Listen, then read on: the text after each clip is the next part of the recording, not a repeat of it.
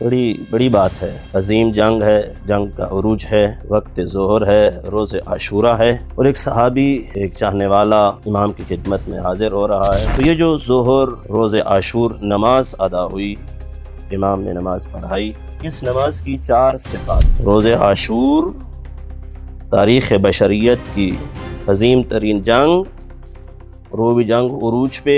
बिस्मिल्लाहिर्रहमानिर्रहीम, अल्हम्दुलिल्लाहि रब्बिल आलमीन। हमने वादा किया था कि शुहदाए करबला और असहाबे इमाम अलैहिस्सलातु वस्सलाम को हुरूफ तहज्जी की तरतीब के मुताबिक बयान किया जाए। हमने कल की गुफ्तगू में अलिफ से शुरू होने वाला नाम अबू समामा सैदावी, बहुत ही अजीम शख्सियत है, उनका कल एक कारनामा खिदमत में बयान किया था।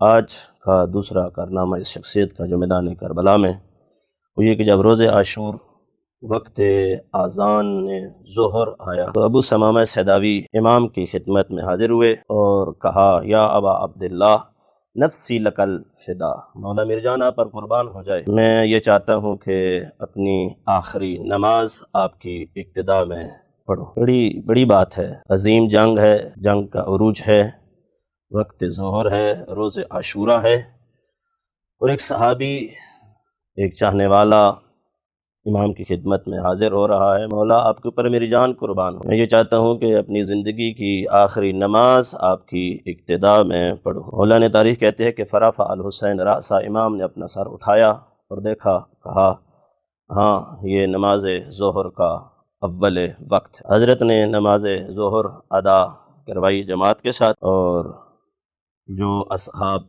जिंदा थे वक्त ज़ोहर, उन्होंने इमाम की इब्तिदा में नमाज अदा की। और जब इसने हज़रत को नमाज ज़ोहर की याद दहानी करवाई तो हज़रत ने इसे कहा कि जाअला कल्ला मिनल मुसल्लीन।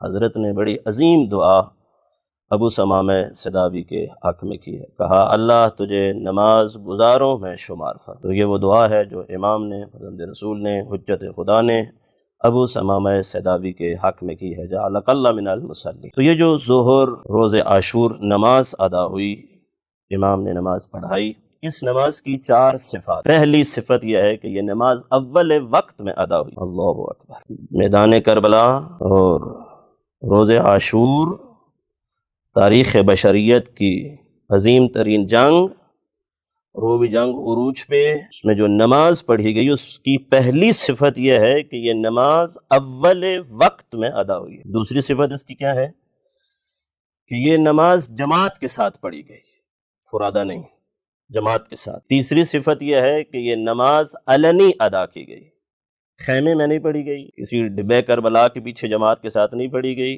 बल्कि अलनी मैदान में अलनी तौर पर यह नमाज पढ़ी गई। और चौथी सिफत यह है कि ये तीरों के सामने अदा की गई। तो इस नमाज में भी जो नमाज की याद आवरी है वो अबू समामा सैदावी का किरदार है। ये हज़रत ने से अजीम दुआ भी दी है।